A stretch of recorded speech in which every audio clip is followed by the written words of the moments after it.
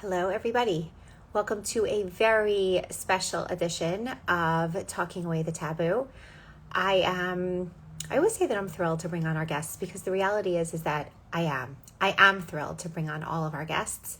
But these two guests really have a special place in my heart, and I'm honored to have them here. So without further ado, I think they're right here. So technology is working tonight, which is phenomenal. Here we go. So we're going to have and Dr. Tzvi Zaron, husband and wife, come and talk to us about their fertility story. And hey, and technology does work. It's Or phenomenal that it does, right? yes, can you hear us? I can hear you. Can you hear me? Yes. Yep. Okay, excellent. Hold on. I want to do just one quick thing with settings. Give me one.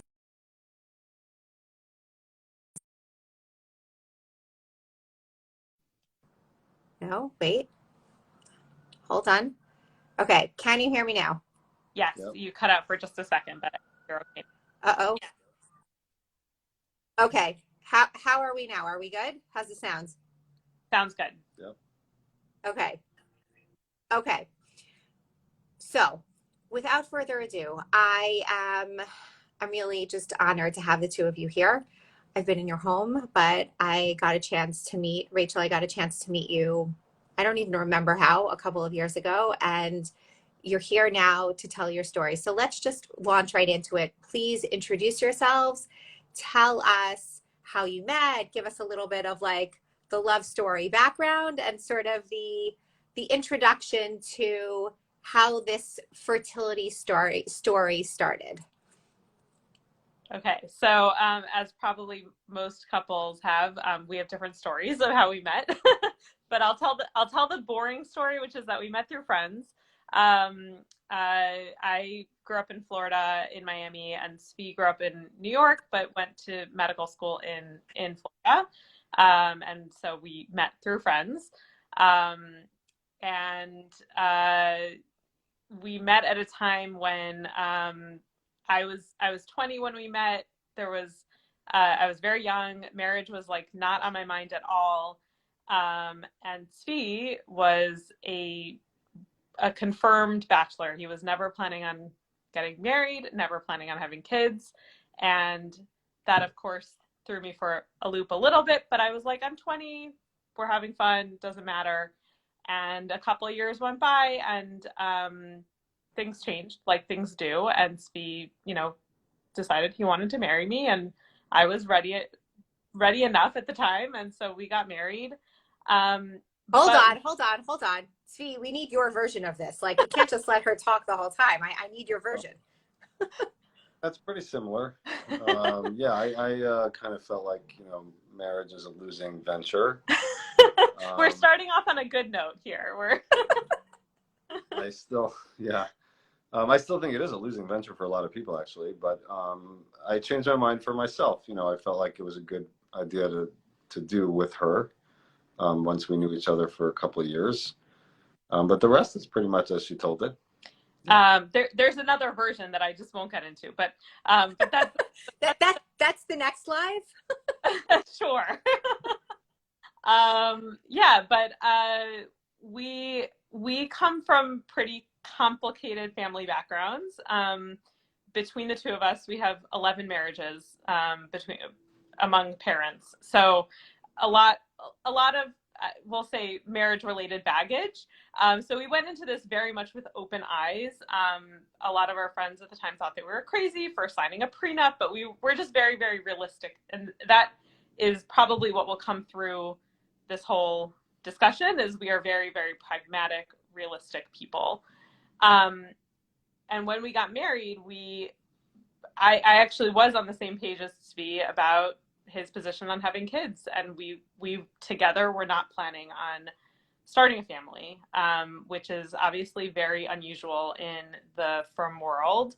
Um, but it just wasn't what we foresaw for our future, um, and things changed. Like this is the theme, right? Things change. So uh, Took more than 2 years to start. it took more than 2 years. Yeah, I would say, what was it, like 6 years?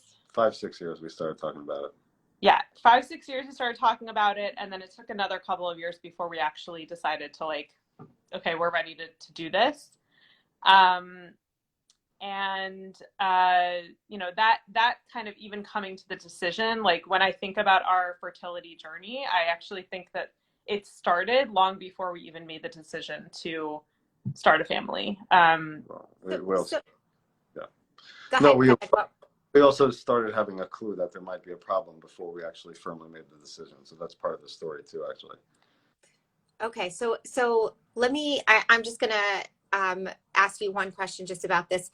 When people, you know, in the Orthodox world, it is not common to be married for a long time without children, and so and the two of you very clearly made that decision. So my question is, how did you respond to the people who were asking you questions? Because we all know that people ask stupid questions. How did you respond to that in those moments when people were asking? And then, because I'm going to ask you this question again as the story goes on.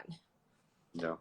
I think we probably responded differently depending on the situation. I can remember one specific instance where we were at a Shabbos table and not someone that we knew well. We were there with my sister, and a woman who we met at the Shabbos table, so total stranger, just said, "Why don't you have children?" And I said to her, "That's none of your business." And like that, you know, so, and I think that my tendency is to be more diplomatic than that, and I probably embarrassed her, but like that was a horrible question. Like she shouldn't ask that question. Totally. So Totally. I don't know. How did you respond? People usually didn't ask that type of question. They would say, "Do you have kids? How many kids do you have?" And I would just say, "No, I don't." I find that when you are very straightforward like that, it leaves people know where to go, right? Because then it puts them you're putting them on their back foot. Like now they're in an awkward position. Why don't you? Like that's a weird question to ask. Right. Everybody knows that's weird to ask, right? Right. So it usually ended the conversation. Or, you know, they would say, "How many children do you have?" And I would say, "I don't have any. We don't have any." And that actually was like a shift.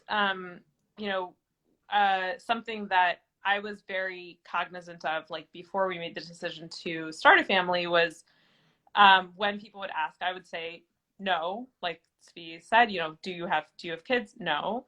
And there's a shift that happened when it turned from no to not yet, right? And so, and I think that sometimes people would hear the no and it would be a little bit off-putting because they're expecting the no, not yet.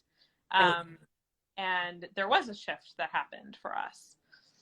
Okay, so now keep going. So tell us, like, the shift happened, and then Tzvi, you kind of like gave us a little bit of a nugget that that the two of you knew already that there might be something that was going on.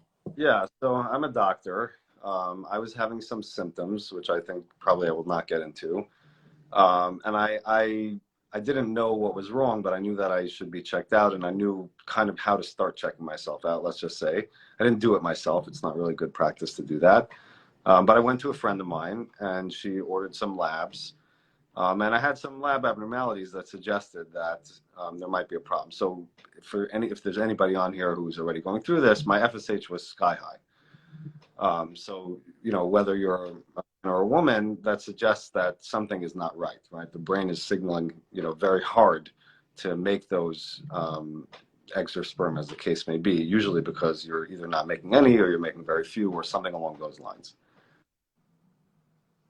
So we had an inkling that there was something going on, but we decided that we were going to just try and, you know, start the process. And we removed my IUD, and very shortly after we got confirmation that Tzvi has non-obstructive azoospermia. Explain what that means. Yeah, so non-obstructive azoospermia means that there's no sperm in the semen whatsoever, not a low count. A lot of people are not familiar with this. And that it's not because of an obstruction that the sperm cannot get out of the testicles. So they can check this with an ultrasound to look and see, like, are all the tubes patent and open so that things should empty.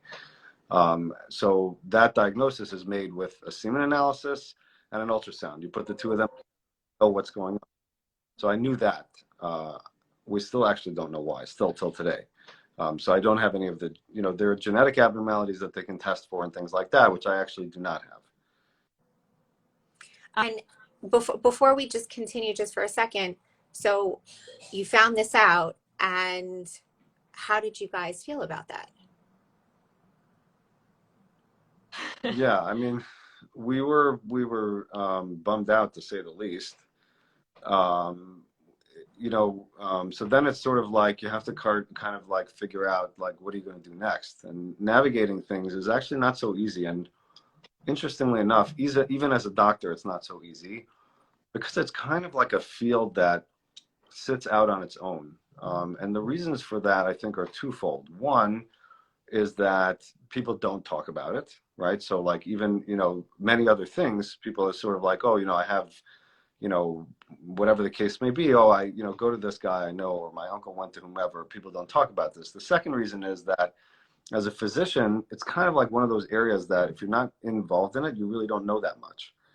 Um, and I guess a corollary to that is that people are not sick necessarily, right? You're not really sick. So like sicknesses, I've probably seen a patient at some point that had something that even if I didn't know where to send them immediately, I learned where to send them. Right. This is different. So I didn't, now, navigating the system is hard in general, and we did have a leg up on that because it's connections and just knowing the medical system in general. But I would say that I was much further behind than if I found out that one of us had Crohn's or rheumatoid arthritis or any number of diseases where I would know next. I think also like one of the challenges that I know you've had other people discuss this when it comes to male factor infertility is every step in the process takes so long. So I'm very much a person like there's a problem, I want to solve it. Let's move forward. Let's do this. From the time that Zvi got his diagnosis to he wound up needing 2 surgeries before we could even go through IVF. He needed 2 surgeries, and the second was a TESE, which is where they actually extract sperm. But he needed these 2 surgeries, and they needed to be a full year apart before. So it took almost a year to get to even schedule the first surgery, then a whole year of recovery before the second surgery, and then we could even get the process started with IVF. And basically when they went in for the TESE, the doctor said we have a 50-50 chance we may find no sperm at all, or there may be some in there and we'll get lucky.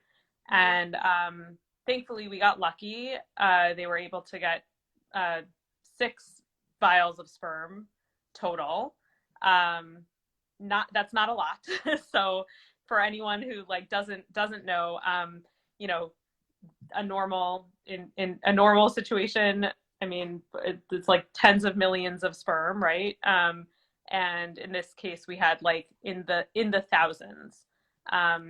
So it's a very small number, and what that means is that our only option to have a child that is both of ours biologically would be to do IVF with ICSI, which is where they inject a single sperm into an egg.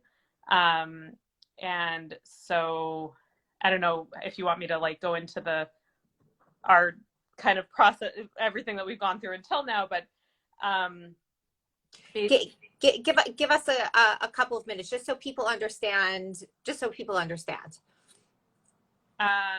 Yeah. So we went through 3. Well, now it's a total of 4 rounds of IVF, but I'll kind of start with 3.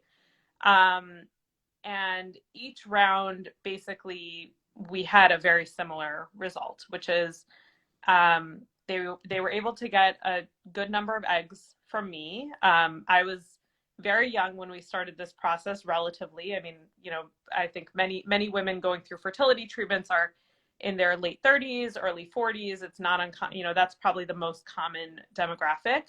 I was 30 when we started this. So our doctors were like, oh, this is going to be so easy. And nothing has been easy. So the first round, we got one embryo from that round of IVF. That one embryo, we do genetic testing. Not everyone does this. We do this, and it was a mosaic, not a viable mosaic. I don't know if you want to explain. Meaning not an embryo that would be healthy, not anything that would be healthy. So therefore you would not want to implant it. Exactly. The second round, we actually got 3 embryos. And so we were sure, like, this is it. We have three embryos that the lab technician said these look like healthy embryos. But when they did further genetic testing, again, all 3 were not genetically healthy. That was devastating. The third round we did fairly soon after the second round. We had taken a pretty big break between the first and the second rounds. The third round we wound up getting 2 embryos. I'm sorry. No, I'm mixing up. They all blend together. The third round, basically the day after my retrieval, our doctor called and said, these embryos are not looking good. They do not look like they're going to survive. Our best shot at having a pregnancy is to transfer an embryo right away. He said, like, come in today. And so I just had to make a decision and went in, and he transferred an embryo, whichever one looked the healthiest.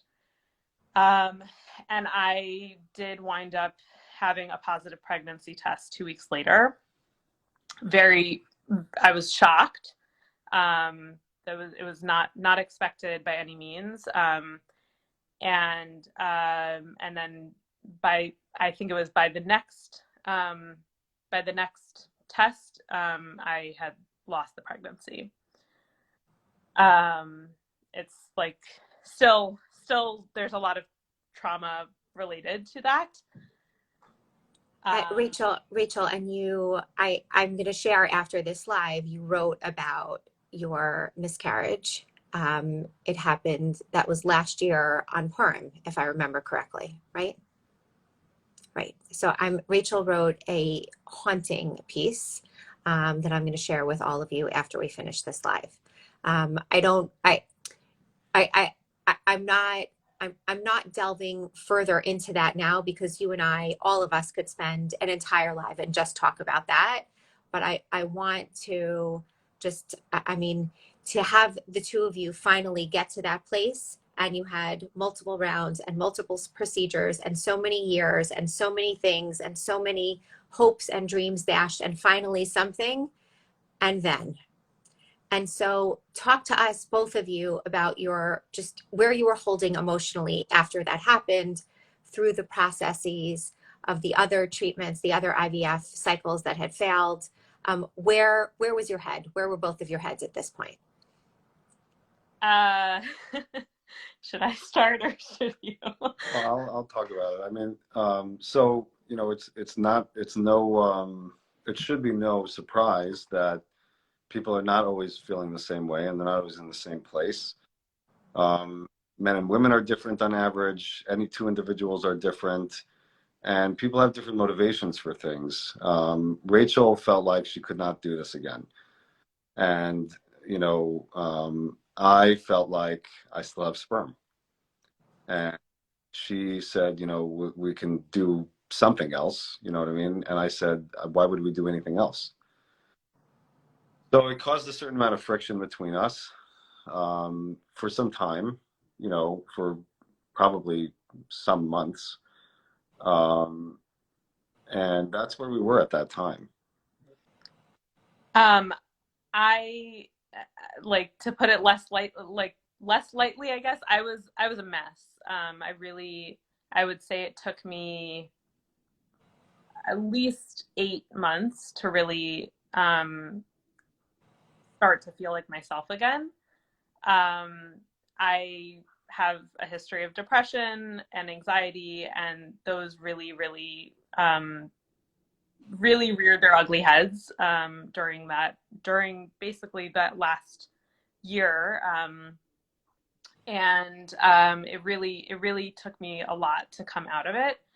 Part of it was, I mean, like you described, the loss of the pregnancy, that, you know, even though it was so fleeting, it was like this hope that we kind of had lost any, we really had lost any hope that would ever happen. And then we got that glimmer of hope after these failures, and then losing that was just really, really traumatic. I mean, IVF is terrible for everyone, but some people respond worse to it than others. I really, really just physically felt terrible on IVF, and the physical symptoms led to a lot of emotional symptoms, and there was just a lot of trauma that I was dealing with after like that third round of IVF, and I just felt like I can't do this again. I can't do this to my body again. I can't do this to my emotional state again. And so, yeah, like Steve mentioned, because he felt like I still have sperm, I still have this possibility of having a child that is mine. I felt like I couldn't do it again, and the only possible way of doing this would be either to use my egg or to use someone else's egg. And the thought of using someone else's egg at that time felt like too crazy. Like, this is too crazy. So we started to explore using a sperm donor, because that would not require an egg retrieval. It would be done through IUI, which is much less invasive. And our doctor, because of how poorly I responded to the hormones, said, you know, we would do basically like as little hormones as possible to go that route. So we started to explore that, and I was still really not in the best headspace. So I wasn't really ready to sift through all these profiles, and the thought, like every time I thought about like opening up this website and sifting through profiles of sperm donors, it had this major block. And part of that block was Svi didn't really want to do that, because it still was like this glimmer of hope that existed of having his own child. So knowing that he was still grappling with that, it didn't really sit great with me. So nothing ever really progressed on that front. I don't know if you want to pause for a minute. Yeah. Yeah. Can I ask about the, you know, who did you speak to in regard to this? I mean, obviously your doctor was giving you directives and saying, you know, you should, why don't you, I'm guessing he said maybe try a sperm donor because to see if different sperm would take differently. Was that the thought behind it? Yeah. So given Svi's history with, you know, with his medical condition, we just kind of had this assumption that, well, we're not able to create healthy embryos because the sperm is not healthy, whatever sperm we have. And unfortunately, medicine can only tell us so much. And there is no way, at least that I know of, at this point, to test the sperm, the frozen sperm, or the eggs individually. It's only once before they become an embryo. Exactly. So once an embryo is created, there's all sorts of genetic testing that they can do. It's still somewhat limited. There's only so much we can know, but we can't really know that much on an individual level. especially because what we're dealing with is frozen. So the only way to test it, which I don't think they even have the ability to do this, but even if they could, they would have to thaw and destroy the sperm in order to test it, which that is a pretty big risk considering. Right. Considering you had a limited supply. So that wasn't something that you were doing. Exactly. Okay. Exactly. Tzvi, can I just ask, can you, because, you know, the essence of what we're doing here is we're talking about third party reproduction, and each of you had to, you know, we're going to get to the other piece of it, Rachel's side of it also, but can you share a little bit about, you know, you didn't want to, but yet agreed to it. What were your thoughts around this time? Yeah, I mean, I didn't want to, you know, I don't, you know, people say all kinds of things. People say a lot of stupid things. If there's one thing that people should learn is that they should say nothing. But not not so much because it hurts, just because it doesn't help.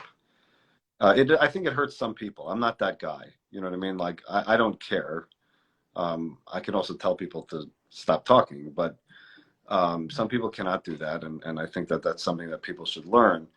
But people say all kinds of things. And one of the things that they say is, it doesn't matter. You know what I mean? It's all about raising, and, you know, the connection is made by giving and all this stuff. And it's poetic, right? But essentially, like, it doesn't mean anything. And usually the people who are saying this, usually, not always, are people who have their own biological kids. I'm like, oh, thank you very much. Like, you know anything, right? So I didn't feel, I said maybe it's the same. I really don't know. Like, and the truth is, I would never know. If I only went the other way, I still wouldn't know, right? That it's, you know, and then the other thing that I find kind of offensive, again, I'm not offended, it's offensive objectively, is if it's really the same, why isn't everybody just skipping over doing it the natural way and going some other way, right? They're lying. They're really lying. They don't know that they're lying, but their actions say that they're lying. So I have no problem, you know, articulating this to them or to you or to anybody. But I said no. I want my own, just like everybody else does. Why? I don't know why. It's it's an evolutionary drive. It's ego, whatever it is. I don't even care. That's how I felt. I kind of still feel that way, to be honest with you. Why did I say go another way? Because you know, my wife wasn't ready to do it another way, and you know, we're still, you know, a team. Even when things were difficult between us, we're still a team. So that's kind of where I was, you know. Um, yeah, I mean. Okay, so walk us through. So you're looking for sperm donors, but not looking for sperm donors. Thinking about doing an IUI, not doing an IUI. Okay, so now what happens next? So what happens next is I started seeing a new therapist who really, really like helped me turn things around. And she specializes in trauma, and a lot of what she does is infertility related trauma. And so I put in a lot of really hard work and got myself into a much better headspace. And what I found was very, very surprisingly, I did not expect this to happen, but what I found was that when I got into a better headspace, it was almost like a signal to myself that I'm in a better headspace, is that I started thinking about IVF again. Wow. And so, you know, and I went back and forth for like a few months where I was like, this is crazy. I don't want to do this again. This is like going to be terrible. But at the same time, I was like, but I have to try again, and I want to try again, and I want to do this. And I had this in my head of like, it's going to be different this time, because if I didn't have that in my head, I would never do it. None of us would do this again if we didn't have in our heads, this is going to be different this time. Of course. That's the what is it? It's insanity. Is the definition of insanity is doing the same thing over and over and expecting a different outcome, right? Like, yes. We expect a different outcome. That's why we do this. We're all insane. Yes. Yeah. Exactly. Very much. Once I decided I'm going to do another round, I started I started the hormones.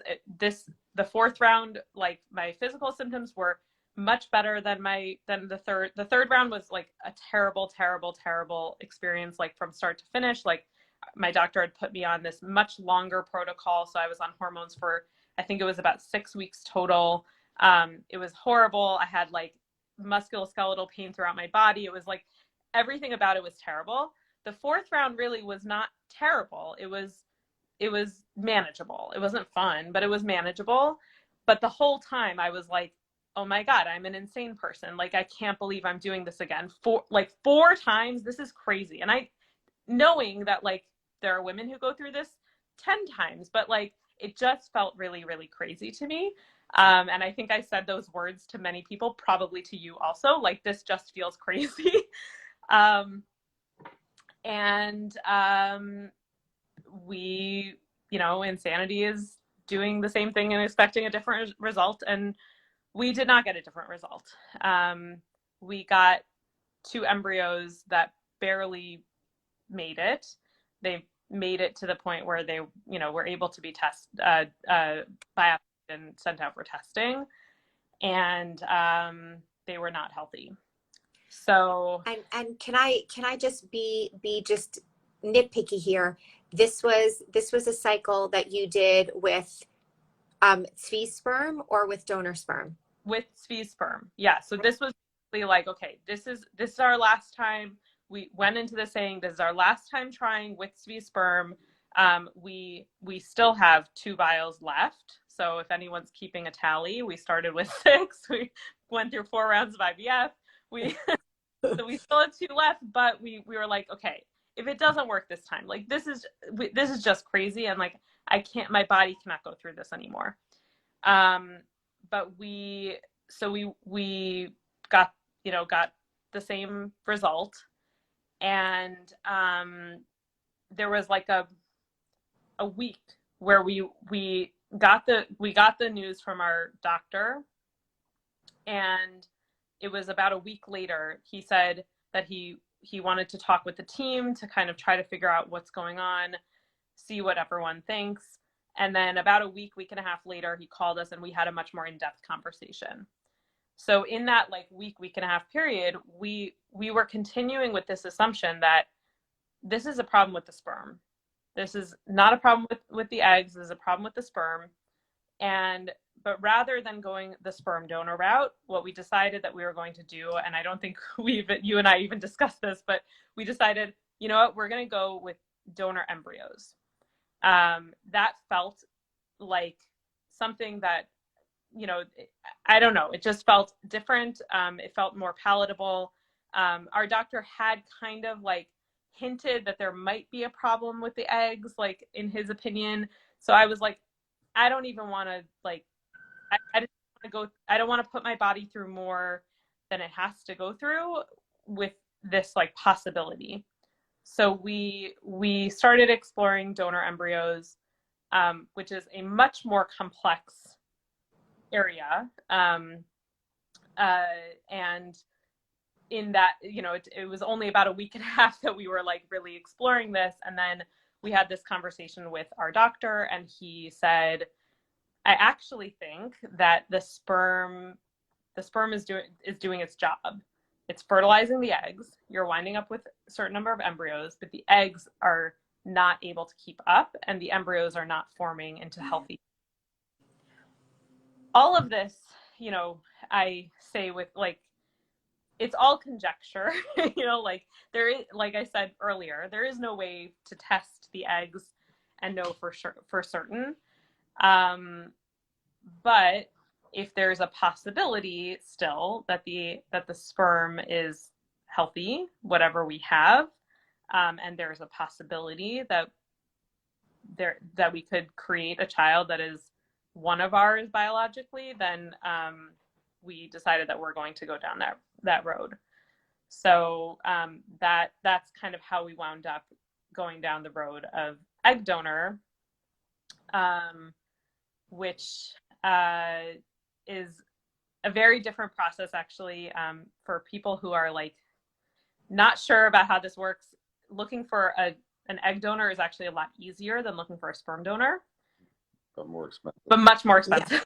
Yeah. Right. Definitely much more expensive. But why is it easier?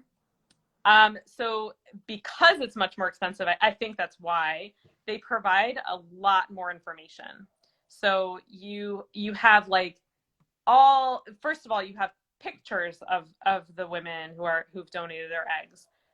You have a very extensive medical background, very extensive social background. You have essays from the donors. You have everything you could possibly want. You have like all that information.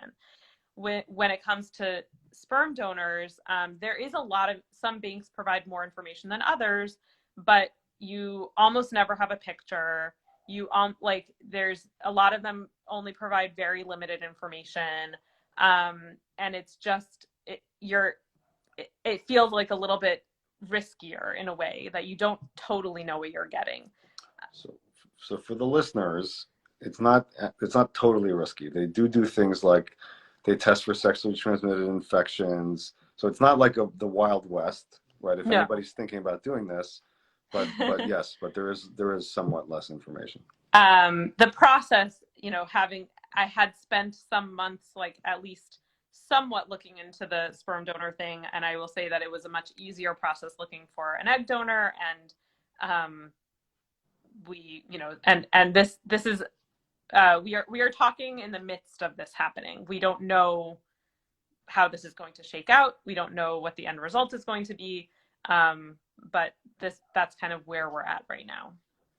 We have some eggs. That's what we're holding right now. That part, but nothing more. Okay, so let me. We're gonna go backwards, and then we're gonna go forwards. Sure. Talk to us about when you decided that you were going to go public with all of this, with the, okay, like you made the announcement, or at least, certain people knew that you didn't want to have kids. Then I guess some people knew you wanted to have kids, and then you were sort of heading down that road. But then it wasn't so easy. And then you went through all of these different processes. When did you bring people in, and who did you decide to bring in when? So the kind of when we were like, sure, we didn't want to have kids, I would say very, very few people actually knew about that. That in a lot of ways was a lot harder to share, because it's something that people, as much as people don't understand infertility, people really, really couldn't understand that.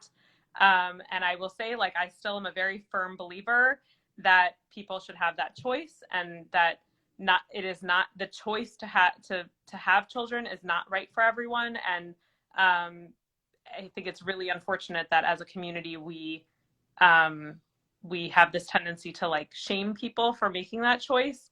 And it was a real firm choice for us at that time. And then, things changed. Our decision changed. When we decided that we did want to start a family, that also was a pretty small list of people who we brought into that decision. Once we found out for sure about the infertility diagnosis, we shared basically with all of our close friends, and we are very, very blessed to have a pretty wide net of close friends. So it was, I don't know how many people, but like probably like in the range of like a dozen-ish people were aware of what was going on, which there are many people who are going through this totally alone and don't have even one or two people that they share with. We did have a very strong support network. And you made that decision because in the religious community, it is not, it is not common for people to share with, sometimes people don't even tell their families, let alone a dozen friends. So I think it would be very interesting, and I think it would be very helpful for people to know why you made that decision. Yeah, I think there were a couple of reasons. The starting place is that we don't care what's common. We're not conformists, and I think it doesn't. doesn't help people too much to conform to these sorts of expectations. So that's the starting place, which is like the fact that it's not common wasn't going to necessarily hold us back. I think the decision was, like if there's something on your mind all the time and you can't talk about it, it makes it very difficult to relate to people. It's easier to just put it out there. That doesn't mean that you have to talk about it all the time either, and you certainly don't want to, or we didn't want to, and we didn't.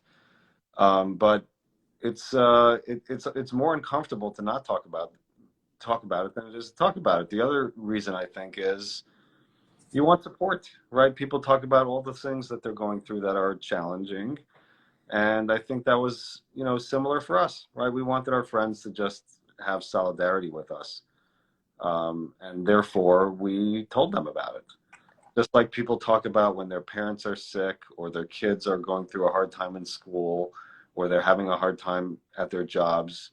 It's similar, right? It's just another thing. It's different, but it's similar. Yeah, so we had this, let's say dozen friends or so who were aware pretty much from the time we got the diagnosis. And then, what kind of like the second piece that Svi talked about is when we went through our first round of IVF, like, I had a very, very hard time with the egg retrievals. My recovery was not fun at all.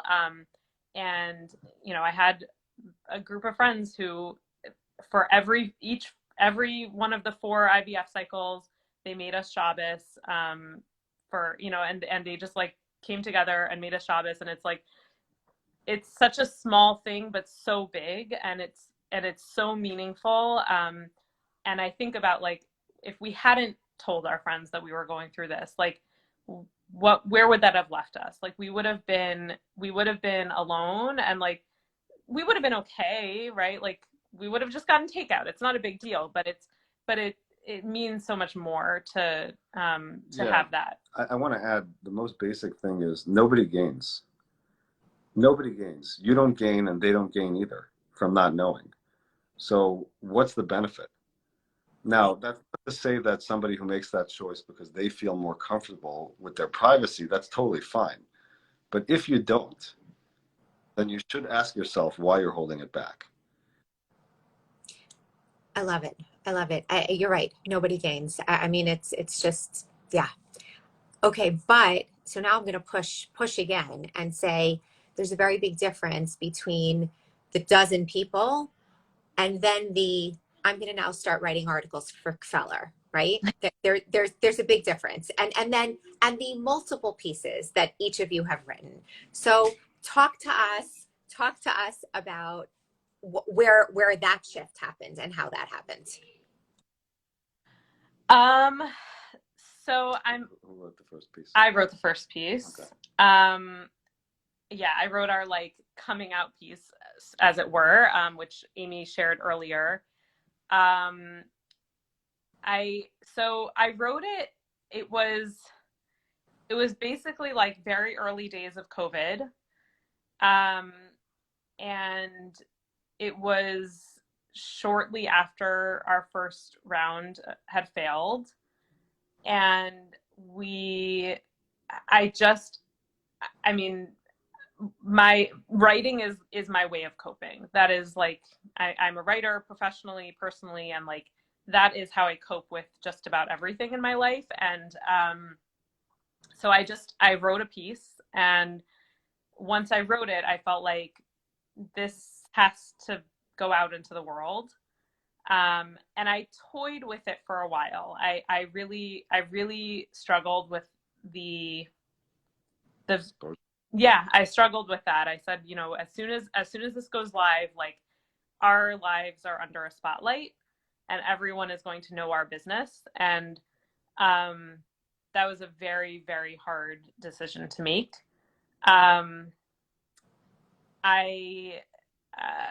There were like certain people who I didn't want to let into this information, like, and I would say that there were individuals who I even more than like on a public level. It was more like there were individuals who I wished that I could like somehow hide this from. Like, I don't care if a million people read this, but like this one or two people, I don't want them to read this. Obviously that's not possible. So, but I kept like sitting with this and sitting with it and sitting with it. And I just felt like I had to put this out there. That first piece is very, very tied to, you know, the early days of COVID, like that. And it felt like something that had to be out in the world. Once that was kind of the like Pandora. Hold on, Svi, and obviously you agreed, but were your thoughts similar? Like, we need to get this out. It needs to happen, because then you also started writing. I mean, not immediately, but you did. No, so I think about this differently. You know, like, I don't actually think that this is like a defining feature of my life. I'm not gonna say ours. I'm gonna say mine. I have a different perspective on this. I think that every person, if they live long enough, if you're lucky, you experience a lot of tragedy in your life, because it's the way it goes, right? If you live long enough, you live to see your parents die. You might live to see some of your siblings die. Everybody goes through a house fire, or getting fired from their job, or different things. So I think that these things are just part of life. This is also just part of life. It's a very hard thing, and a relatively small percentage of people, not tiny, right? It's larger than people think, go through these things. For me, I think that I think writing can be also therapeutic, but I'm not the same as Rachel. I'm also not the writer that Rachel is. I think putting stuff out there helps people think, and helps people, you know, put perspective on things. Actually, the first piece that I wrote was for Yesh Tikva. I don't know if you read that one, actually, but I'm going to be posting a bunch of them. In fact, all of them after this live. It was also a COVID piece. I actually wrote it, and I was really, the whole piece was about perspective. So for me, it was more about like reflecting on it myself. I assumed that other people would read it and reflect on it, but I didn't feel like I needed to do it. Yeah, and that actually is like one of the questions that I get all the time is like, how is Tzvi okay with you writing this stuff? Because so much of what I write is, you know, I mean, I am writing about Tzvi's lack of sperm in his semen. Like, it's very, I think that we both kind of approach it in like a little bit of a more of a clinical way than many people would. But this feels like, why is this any more sensitive than describing someone who has breast cancer? Like, it's a part of your body. He was likely born this way. Like, it doesn't change who he is as a person or as a husband or as a man. It's just, this is just something that he has. It's a condition that he has and that we've had to navigate. So, you know, I definitely, the first piece especially, Tzvi and I talked about it a lot, and I wanted to be very, very certain that he was okay with me publishing it. That has been the case with every piece that I've written since then, which there have been many. And that was kind of like, you know, after I wrote that first piece, it really opened the Pandora's box to some extent. And I realized how it was very cathartic for me, but also, I mean, I can't tell you how many messages I have gotten from people who either have gone through these issues in the past, are going through them currently, know people who are going through them, and I hear the same thing over and over again, which is like, thank you for talking about this openly, because no one does. And so it just, every time I never force the issue. It's like, I'm a writer who writes with inspiration. So if I am struck by inspiration, I will write something, and usually the pieces just kind of write themselves. But every time I have that, and I have that moment of like, should I do this? Should I post this? Should I publish this? And you know, what that feeling of I'm helping others to feel less alone in this, and to understand this better.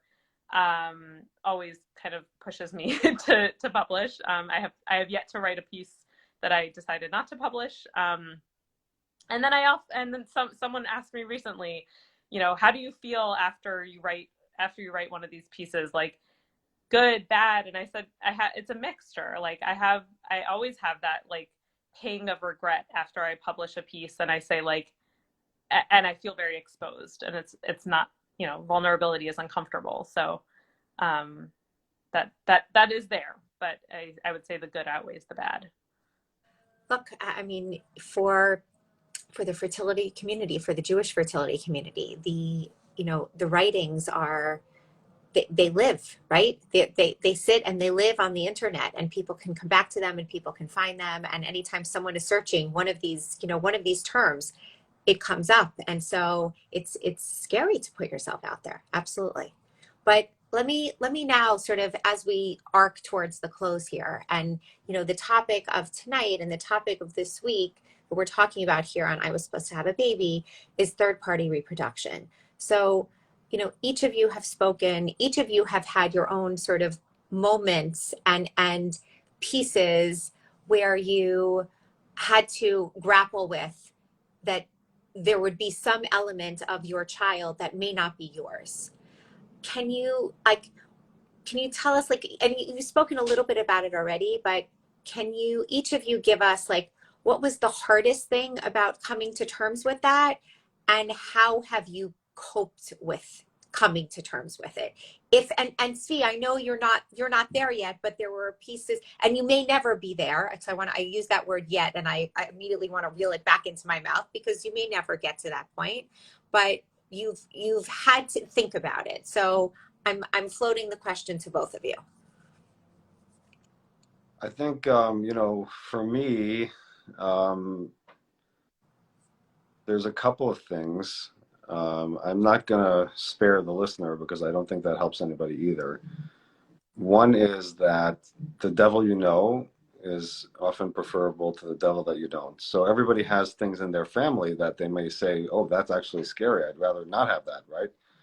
Whatever the case may be, whether they be physical illnesses or certain personality traits. But the devil you know is still more comfortable for me. So that's one aspect of it.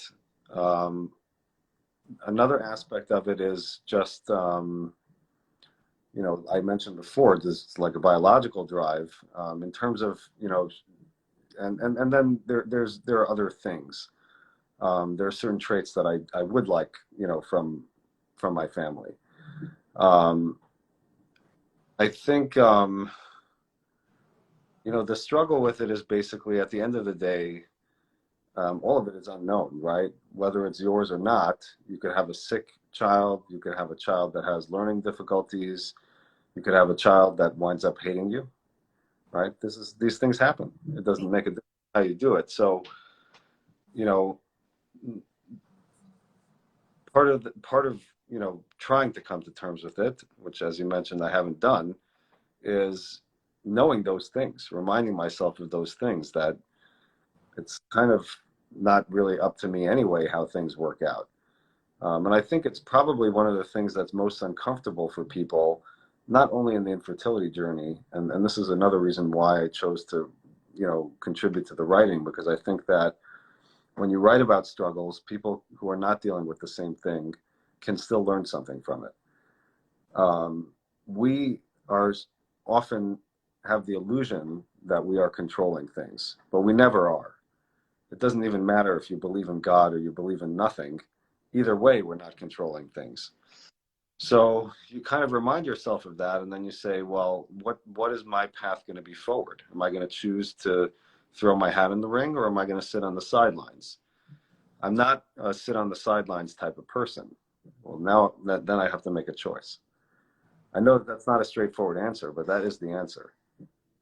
It's your answer, number one. That's and it is, each of us have to make those decisions. And I really love what you said. And I often think about that a lot myself, in terms of lots of different pieces.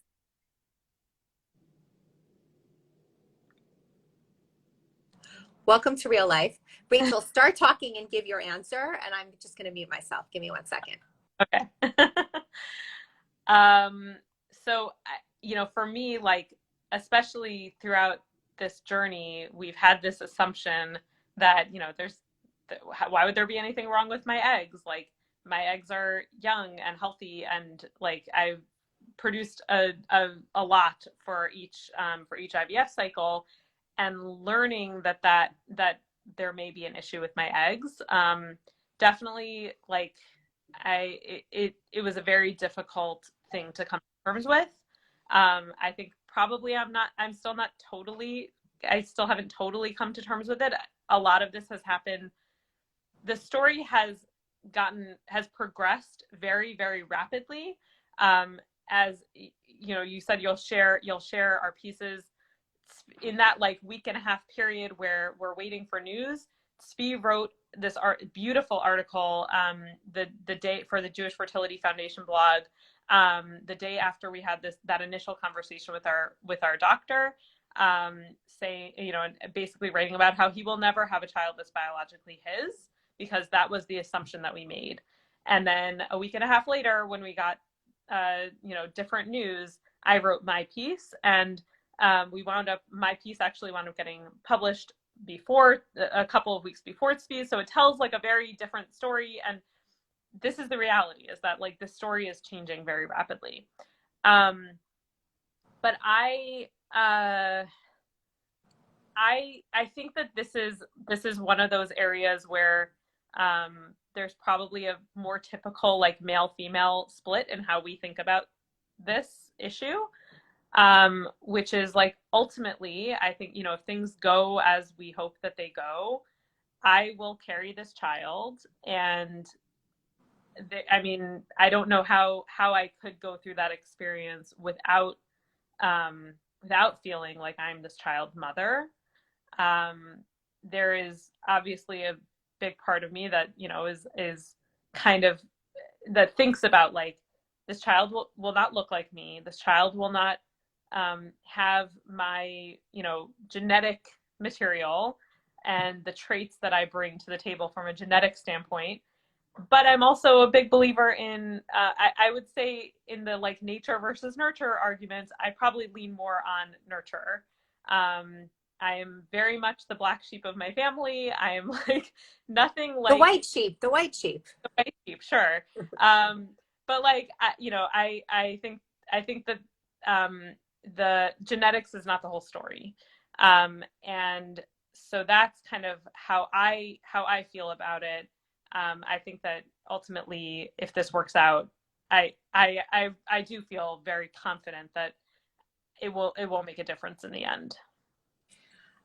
Look, these are very personal discussions. These are very personal things that each person, as they're potentially having these decisions, everybody thinks about it differently. And so I'm just grateful to both of you, that you've been able to share in real time, exactly as you just said, that in real time what you're going through and what you're dealing with, because there are so many people out there who are not ready to share and who are not in the position, don't feel comfortable for whatever their reasons are. And so I'm just really grateful to the two of you.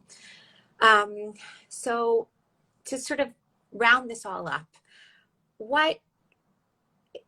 give us 1, 2, 100. Okay, we don't have time for 100, but things that you wish people knew. Like the two of you have been doing this journey, the decision, the flipping of the switch. You flipped the switch, and now you've been in this quest for a child for a long time, and you've gone through different kinds of treatments, you've on the male side, on the female side, now exploring third-party reproduction. In general, what do you wish that people knew, or what would you want to say to someone as they're embarking on any of these pieces of this journey, now sitting where you are, so that they could glean a little bit from your experience? So I have two things that come to mind right off the bat. Number one, and I'm very guilty of like not following advice, but patience is really, really necessary. I am an extremely impatient person, and like I said before, like when there's a problem, I want to fix it. And here we are, 4.5 years later, and this problem hasn't been fixed. And it's there are many, many.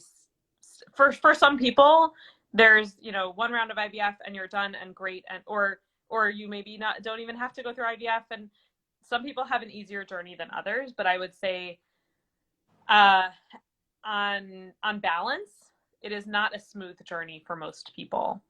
And so because of that, you need to be patient, and to also know that it's not likely to be a simple, easy journey.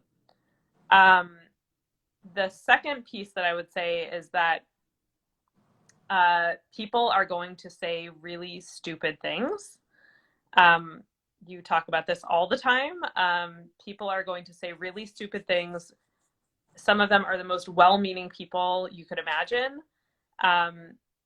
Even people who have themselves gone through infertility have said really stupid things to me, without meaning to.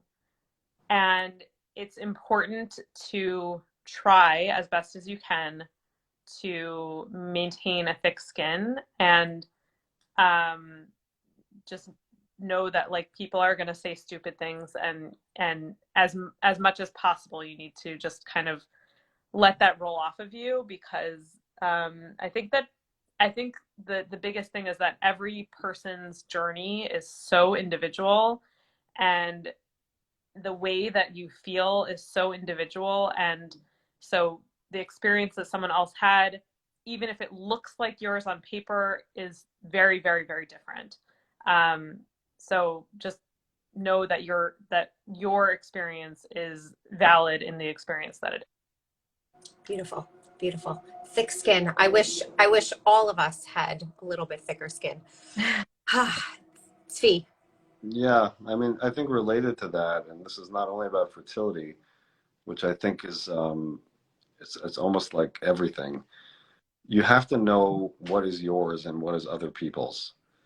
So a lot of times people are saying things that are stupid or not stupid or not saying anything when they should or whatever it is because they have a problem, not because you do. They're uncomfortable or they're dealing with something else. You don't have to take that on. So it manifests itself in different ways, right?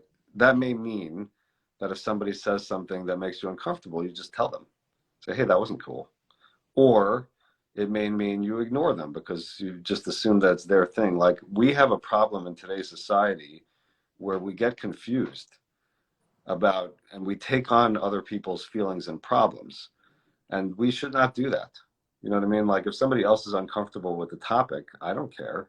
They can go and deal with that themselves, right? That doesn't mean that I go around making people uncomfortable. I probably do a little bit, but um, this is a big issue in society today, and it happens to manifest in this area as well, which is like we just don't know.